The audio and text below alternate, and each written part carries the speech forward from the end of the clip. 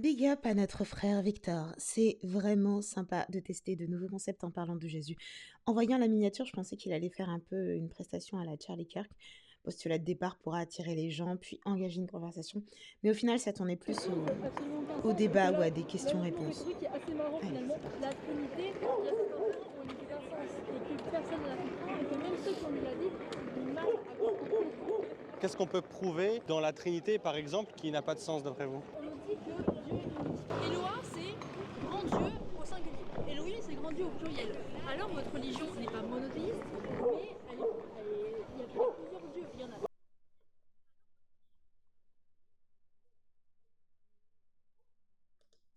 Ok, donc là, bon, désolée, je vais pas être irrespectueuse, mais meuf, en fait, ça fait des milliers d'années que notre religion, elle est monothéiste. C'est pas toi qui va arriver en 2025 pour dire que elle est polythéiste.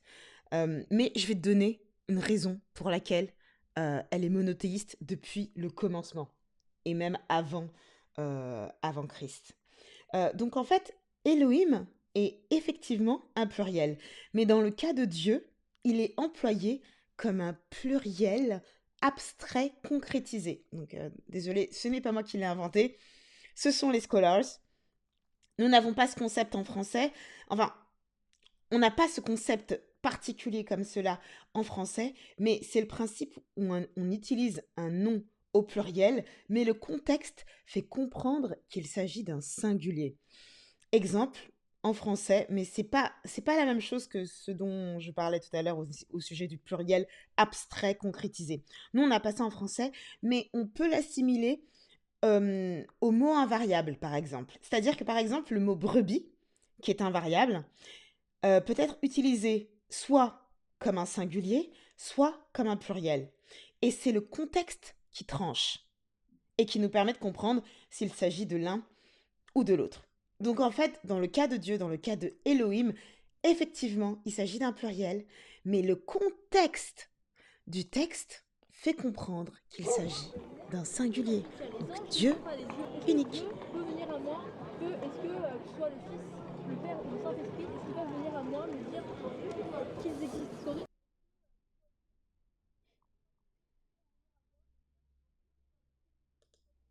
Alors oui, tout à fait.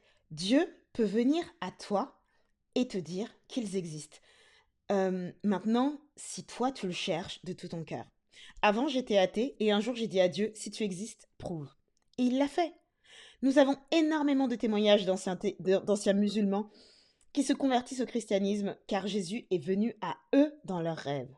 Je vous parle de musulmans qui vivent en Iran, en Arabie Saoudite, bref, au Moyen-Orient, où une conversion au christianisme signifie la mort.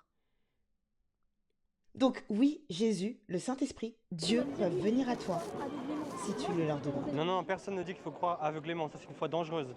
Moi, je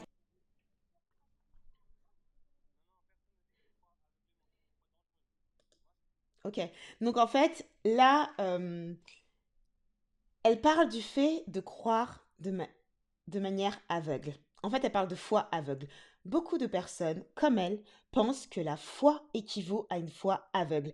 Et je peux vous assurer qu'on va écrire à ce sujet-là. C'est un slogan totalement faux que les gens croient sans preuve. Et si vous êtes ce genre de chrétien qui encourage les gens à croire sans preuve, je vous invite à accroître votre connaissance et à étudier la foi, car jamais personne dans l'histoire du christianisme dit de croire aveuglement. Je ferai un article sur ce sujet également. pense qu'on Donc, peut, on peut dire on va écouter et l'explication de arriver à une Victor forme de par rapport certitude à que Dieu la peut Trinité. être unique tout en étant multipersonnel. C'est ce qu'est la Trinité, qu'on appelle Père, Fils, Saint-Esprit. Par exemple, sur la Trinité, on est corps, esprit et âme, pourtant une seule et unique personne. Notre univers est un espace-temps matériel. Il y a du temps, de l'espace et de la matière. Pourtant, il y a bien un seul univers. Donc il y a bien quelque chose d'unique, en quelque sorte en 3 dimensions. Chaque objet, cette feuille, par exemple, elle est en 3 dimensions. Hauteur, largeur, épaisseur, même fine. Donc en fait, si tout dans le monde est 3 en 1, il n'est pas incohérent de croire que le créateur est aussi 3 en 1. Maintenant,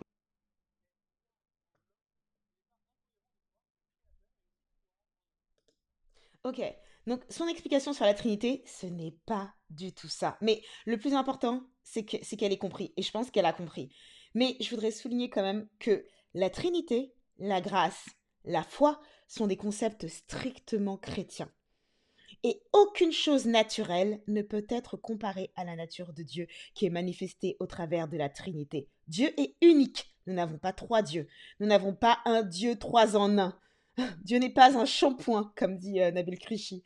La vraie définition de la Trinité, c'est que Dieu est unique en être ou en essence, mais il est trois personnes totalement distinctes. Dieu le Père est totalement Dieu, Christ est totalement Dieu, et le Saint-Esprit est totalement Dieu.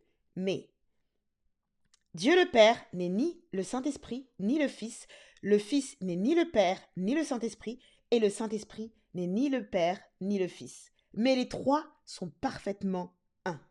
Aucune créature sur la terre ou dans l'univers ne saurait être une parfaite représentation de ce concept qui est totalement spirituel. Lorsque Christ nous enseigne à baptiser les hommes, il nous demande de les baptiser au nom singulier du Père, du Fils et du Saint-Esprit, car les trois sont un. C'est qui Dieu est. Et c'est ainsi que Dieu décide de se révéler. Ce n'est pas parce que tu ne comprends pas ou que ça ne te semble pas logique que ce n'est pas vrai. On va passer à la suite. Est-ce que Jésus est Dieu? Pour moi, oui. À un moment donné, Jésus s'écarte et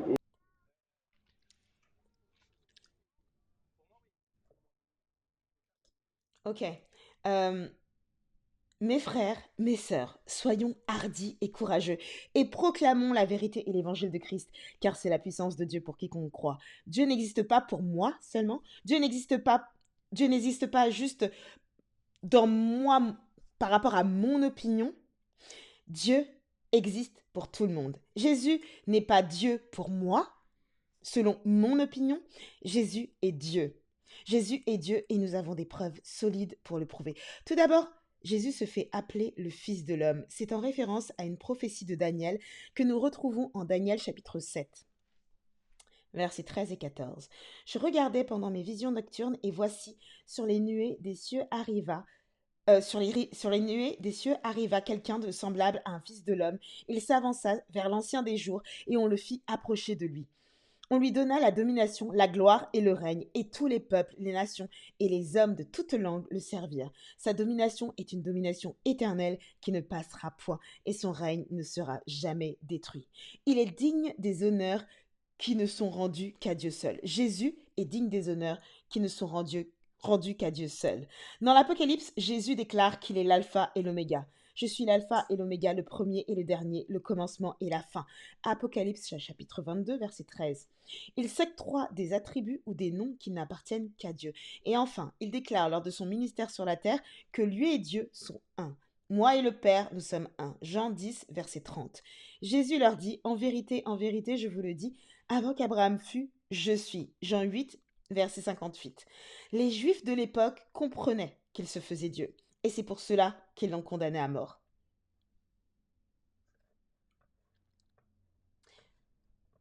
Et nous allons passer à la dernière. À l'avant-dernière. Il nous a voulu libres. Et dans cette liberté, il y a des gens qui choisissent de faire le mal. Et ceux qui sont nés avant Jésus. Ouais.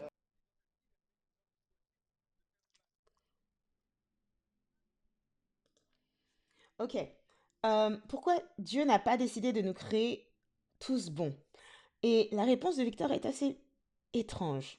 Quand Dieu nous a créés, il a dit que c'était très bon. Mais l'homme, par sa désobéissance, a donné son autorité au diable et il a fait entrer le péché dans le monde. Je crois vraiment que notre frère Victor n'a aucune idée de ce qu'est l'évangile. Et c'est à cause de notre nature pécheresse qui nous emmène inexorablement à la mort éternelle que nous avons besoin d'un sauveur. Ok. Donc, dernier extrait que je voudrais commenter, c'est l'extrait avec l'évangéliste. Donc, rappelez-vous, moi je suis évangéliste, je ne suis pas du tout catholique. Et on va voir un débat Je vais entre essayer de te prouver que un évangéliste et un Vas-y. catholique. Ça promet. Il faudrait attendre Ignace d'Antioche pour savoir que, en fin de compte, la véritable religion se trouve dans le catholicisme. Mais l'Église d'Antioche, c'est le tout Ignace début. d'Antioche, Hein. Ça fait quand même un peu. Non, c'est le premier C'est siècle. quand même après. Ouais, mais c'est quand même après Jésus, après les apôtres, juste après, mais ça fait quand même plusieurs années quand Donc, même. d'accord, mais l'évangélisme, les protestants évangéliques, ça c'est né après le 16e siècle, 17e. Oh là là. Donc en fait, qui est-ce que je dois croire? les apôtres et leurs successeurs directs, ou quelqu'un qui arrive au XVIe siècle, 1500 après. Le terme Il est évangéliste, gentil. c'est écrit dans la Bible, dans Éphésiens chapitre 4. Dieu a fait de certains des pasteurs, d'autres des prophètes, d'autres des apôtres, Des docteurs. évangélistes. Des évangélistes, Oui. ce sont des gens qui vont dans les places publiques Et annoncer Matthieu, Marc, Jésus. Luc et Jean qui ont Ouais, écrit mais il n'y a l'évangile. pas que. En fait, les Oui. évangélistes, les Ok. catholiques évangélistes, moi j'en connais pas beaucoup. Dieu m'a appelé à être un évangéliste. Ok. Voilà. Bah, dans ce C'est-à-dire cas, que je veux dire je que peux le dire moi terme- aussi. Le terme évangéliste, on le retrouve dans la Bible. Mais Ignace Non, non, d'Antioche non, dit attends. l'Église catholique. Non, c'était comment? On en a parlé tout à l'heure là. C'était dans des apôtres aussi là. À Éphèse ou à. Non, non. À Antioche. Voilà, Antioche, oui, oui. On les appelait chrétiens. Oui. Stop. Mais là, je te Non, montre non, un non, autre non, non, texte. non, non. Ignace d'Antioche parle des chrétiens. catholiques. Mais Ignace d'Antioche parle de catholiques. Acte 9, 31, l'Église par toute la Judée, le partout, c'est katholes. Et après, les gens en ont fait des noms de branches chrétiennes. Mais en fait, à la base, il n'y en avait pas des branches. À la base, il y avait des chrétiens catholiques. C'était le seul. D'accord, mais du coup, tu dis il y a des hérésies. Sauf que dans l'Évangile, Jésus il dit à Pierre, tu es Pierre, sur cette pierre, je bâtirai mon église et les portes de la mort ne l'emporteront pas contre elle. Matthieu 16, 18. Et donc ça veut dire que pendant 1500 ans avant le protestantisme, Dieu avait laissé des hérésies pendant 1500 ans. Et après, au XVIe siècle, il y a un gars, Martin Luther, qui vient dire tout le monde s'était trompé pendant 1500 ans, mais moi j'ai raison. Ça ne tient Voilà, il pas. Ça caricature. contredit ce que dit Jésus. Je voudrais répondre là-dessus. En fait, pendant ces 1500 ans, il y en a qui n'étaient pas forcément dans le catholicisme. Quoi? Comment dire? Des chrétiens tout simplement, mais pas catholiques. Ça n'a aucune Biblique. trace dans l'histoire. Dans l'histoire, on ne retrouve rien Non, de mais ça. je peux pas ça. Oui, parce qu'ils n'ont pas écrit des livres pour dire que voilà, je suis protestant. Pourtant, il Mais y a plein de livres et ça n'apparaît nulle part. apôtres. On a tous les apôtres de Jésus-Christ. D'accord, bon, c'est pas Oh grave. là là, Une autre fois alors. il rame.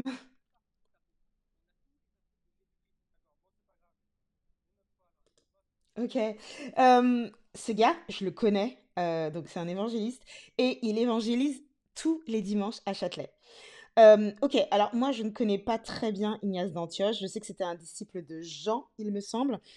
Mais une chose je sais, c'est que l'Église catholique est institutionnalisée au IVe siècle lors du concile de Nicée. Non, franchement, je suis désolée, je connais pas les termes en français. Et tous les chrétiens étaient catholiques. En fait, tous les chrétiens étaient catholiques et les autres courants. En fait, après, il y a eu les orthodoxes et les autres courants, c'était des hérétiques. Ok. Donc, il n'y a pas d'autres chrétiens qui n'ont pas écrit. Non. Il s'agissait tout simplement de dire que c'est l'Église universelle. Ce sont nos frères catholiques qui ont conquis l'Europe pour Christ. Les papes envoyaient des missionnaires dans des terres non chrétiennes et ces évêques ou missionnaires accomplissaient des miracles et des prodiges et marchaient dans la puissance de l'esprit. Et je pense notamment à Denis, en France, qui a donné Saint-Denis, si vous avez vu ma petite vidéo sur les martyrs, du christianisme, et Patrick en Irlande. Si vous connaissez la Saint-Patrick, ouais, en fait, ça vient de là. C'est Patrick en Irlande, c'est un gars c'est le gars qui en fait a évangélisé l'Irlande. Bon, vous savez que je suis évangélique et je ne serai jamais catholique. Mais une chose que j'ai remarqué, c'est que les catholiques n'expliquent jamais les raisons de la scission entre eux et nous. C'est pas genre comme si Luther s'était levé au XVIe siècle en disant « Vous avez tous tort, c'est moi qui ai la vérité ». Non, en fait, l'Église catholique était corrompue. Avec le temps, les papes avaient un tel pouvoir qu'ils n'étaient plus des religieux, mais de véritables chefs d'État qui jouaient un rôle prépondérant dans les jeux de pouvoir entre les nations européennes. L'Église était corrompue et elle vendait le salut des défunts par le moyen des indulgences. Et ça, c'est une chose que Dieu abhorre. L'apôtre Pierre a dit à Simon le magicien que ton argent périsse avec toi car tu as cru que le don gratuit de Dieu s'acquérait à prix d'argent. Même si les thèses de Luther s'appuyaient sur la Bible et imposaient une réforme pour revenir à la saine doctrine, l'Église catholique le persécuta et commença à persécuter tous les protestants. Ils ont fait exactement ce qu'avait fait l'Empire romain plus d'un millénaire avant. Le salut s'obtient par la foi et par la foi seule, pas par des indulgences. L'Église catholique a tort sur de nombreux points aujourd'hui et mes désaccords portent sur la doctrine principalement du salut et ensuite la vénération des saints. Toutefois, aujourd'hui, nous avons vraiment trop d'ennemis et trop de défis pour penser que chacun peut rester dans son coin. Nous allons vaincre ensemble et c'est l'heure de l'unité. Mais nous ne pouvons pas faire de compromis sur la vérité. Nous devons comprendre l'Évangile car c'est la puissance de Dieu pour quiconque croit. Nous avons la vérité, alors proclamons-la avec audace et courage. Sois béni, frère. Salut.